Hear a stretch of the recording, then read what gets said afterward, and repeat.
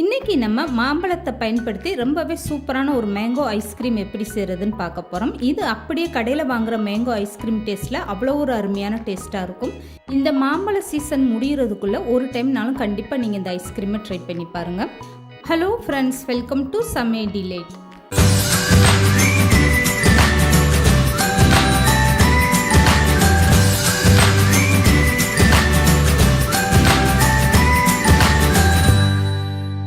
இப்போது இந்த ஐஸ்கிரீம் செய்கிறதுக்காக 2 மாம்பழம் நான் எடுத்திருக்கேன். இந்த மாம்பழத்தில் ஒன்றை நான் கட் பண்ணி பார்க்குறேன். பார்க்கும்போதே கொஞ்சம் காயாக தான் இருக்குது. இது கட் பண்ணி உள்ளே பார்த்தா தான் தெரியும் எப்படி இருக்குன்னு. இப்போ இந்த மாம்பழம் ஓரளவுக்கு காயாக தான் இருக்குது. இதை நான் ஐஸ்கிரீமுக்கு பயன்படுத்த போகிறதில்ல. இன்னொரு மாம்பழம் நல்ல பழமாக இருக்குது பாருங்கள். இந்த மாம்பழத்தை கழுவிட்டு தோல் நீக்கிட்டு நல்லா கட் பண்ணி எடுத்துக்கோங்க.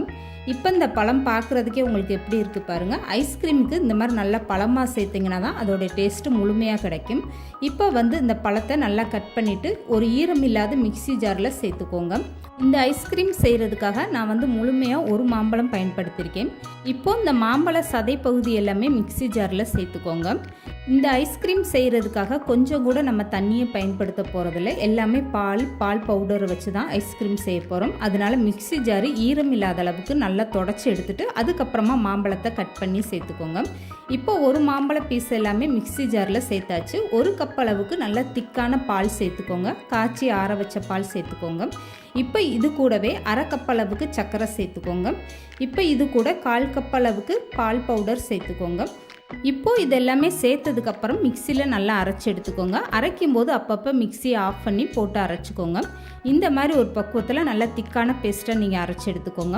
இந்த மாதிரி நீங்கள் பால் பவுடர்லாம் சேர்த்து செய்யும்போது தான் அப்படியே கடையில் வாங்கின ஐஸ்கிரீம் மாதிரி அதோடைய டேஸ்ட்டும் ரொம்பவே சூப்பராக இருக்கும். இப்போ ஐஸ்கிரீம் செட் பண்ணுறதுக்காக நான் ஐஸ் மோல்டு எடுத்திருக்கேன். இதை ஈரம் இல்லாமல் நல்லா தொடச்சி எடுத்துகிட்டு இதுக்கப்புறமா ஐஸ் குச்சியெல்லாம் ஃபஸ்ட்டு இந்த மாதிரி நல்லா செட் பண்ணி வச்சுக்கோங்க. உங்ககிட்ட ஒருவேளை இந்த மாதிரி ஐஸ்கிரீம் மோல்டு இல்லைன்னா வீட்டில் டீ குடிக்கிற கிளாஸ் இருக்கும்ல, அதை பயன்படுத்தி கூட நீங்கள் சூப்பராகவே இந்த மாதிரி ஐஸ்கிரீம் செய்யலாம். இப்போ ஐஸ் மோல்டுலாம் ஃபஸ்ட்டு செட் பண்ணிவிட்டு இதுக்கப்புறமா டீ குடிக்கிற கிளாஸ்லையுமே எப்படி ஐஸ்கிரீம் செட் பண்ணுறதுன்னு காட்டுறேன். இப்போது இந்த ஐஸ்கிரீம் மோல்டில் நீங்கள் கலந்து வச்சுருக்க மாம்பழ பேஸ்ட் எடுத்துகிட்டு சேர்த்துக்கோங்க. இந்த மோல்டில் எந்த அளவுக்கு சேர்க்க முடியுமோ கொஞ்சம் குறைவாகவே அந்த அளவுக்கு நீங்கள் சேர்த்துக்கோங்க. அப்போ தான் நம்ம எடுத்து ஃப்ரீசரில் வைக்கும்போது அலம்பாமல் சிந்தாமல் இருக்கும். மாம்பழ ஐஸ்கிரீம் செய்யும்போது நீங்கள் எந்த வகையில் மாம்பழம் தேர்ந்தெடுக்கிறீங்களோ அதுக்கு ஏற்ற மாதிரி தான் உங்களுக்கு ஐஸ்கிரீமோட கலர் இருக்கும். முடிஞ்ச அளவுக்கு மாம்பழ ஐஸ்கிரீம் செய்யும்போது ரொம்ப புளிப்பு இல்லாத மாம்பழமாக தேர்ந்தெடுத்துக்கோங்க.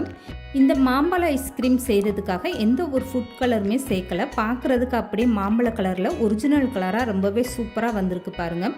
இப்போ இந்த ஐஸ்கிரீம் மோல்டில் மாம்பழ பேஸ்ட்டெல்லாம் சேர்த்தாச்சு. இதுக்கப்புறமா மேலே இப்படி ஒரு கவர் பண்ணிவிட்டு இதை அப்படியே ஒரு தட்டில் வச்சு நீங்கள் எடுத்து ஒரு ஃப்ரீசரில் வச்சுருங்க. 8 மணி நேரத்துக்கு குறைஞ்சது அப்படியே இருக்கணும். அதுக்கப்புறமா நீங்கள் ஓப்பன் பண்ணி பாருங்கள். இப்போ மீதம் இருக்க இந்த மாம்பழ பேஸ்ட் எல்லாமே நான் டீ குடிக்கிற கிளாஸில் சேர்த்துருக்கேன். இதை இந்த மாதிரி இப்படி லேசாக தட்டி விட்டுருங்க. இதுக்கப்புறமா இந்த கிளாஸில் ஒரு கவர் போட்டு நல்லா டைட்டாக அப்படி கவர் பண்ணிடுங்க. அதுக்கப்புறமா நடுவில் ஓட்டை போட்டு ஐஸ் குச்சி எப்படி மாட்டி வச்சிடணும். இந்த ஐஸ்கிரீம் செய்கிறதுக்காக ஒரு முழு மாம்பழம் நான் பயன்படுத்தியிருக்கேன். இந்த ஒரு மாம்பழத்தில் எவ்வளோ ஐஸ்கிரீம் தயார் பண்ணியாச்சு பாருங்கள். இதே நீங்கள் கடையில் போய் வாங்கும்போது ஐஸ்கிரீம் விலையெல்லாம் ரொம்ப கூட இருக்கும். நீங்கள் வீட்டில் செய்யும்போது இவ்வளோ ஈஸியாகவே செஞ்சு முடிச்சிடலாம். இப்போ எல்லா கிளாஸ்லையுமே இந்த மாதிரி நான் கவர் போட்டுட்டேன். ஒரு கத்தியை வச்சு நடுவில் நீங்கள் சின்னதாக ஒரு ஓட்டை போட்டுக்கோங்க. அப்போ தான் உங்களுக்கு ஐஸ் குச்சி அதில் செட் பண்ணுறதுக்கு ரொம்ப ஈஸியாக இருக்கும்.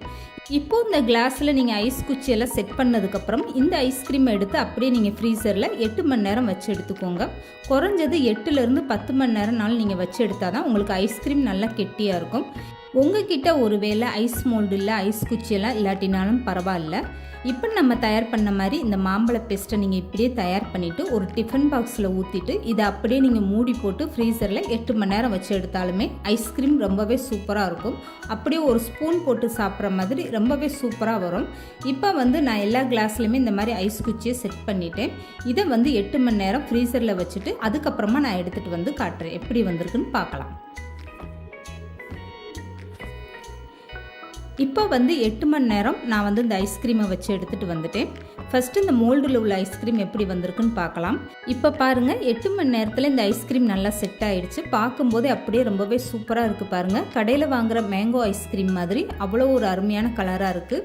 இப்போ இந்த மோல்டில் உள்ள ஐஸ்கிரீமை இப்படி மெல்ல எடுத்துருங்க. குச்சி உடையாத அளவுக்கு இந்த மாதிரி மெதுவாகவே நீங்கள் எடுத்துக்கோங்க. அவ்வளோதாங்க, ரொம்பவே சூப்பரான மேங்கோ ஐஸ்கிரீம் ரெடி ஆகிடுச்சு பாருங்கள். குறைஞ்ச செலவில் அருமையான டேஸ்ட்டில் ரொம்பவே சூப்பரான மேங்கோ ஐஸ்கிரீம் இந்த மாதிரி நீங்களும் வீட்டில் ட்ரை பண்ணி பாருங்கள்.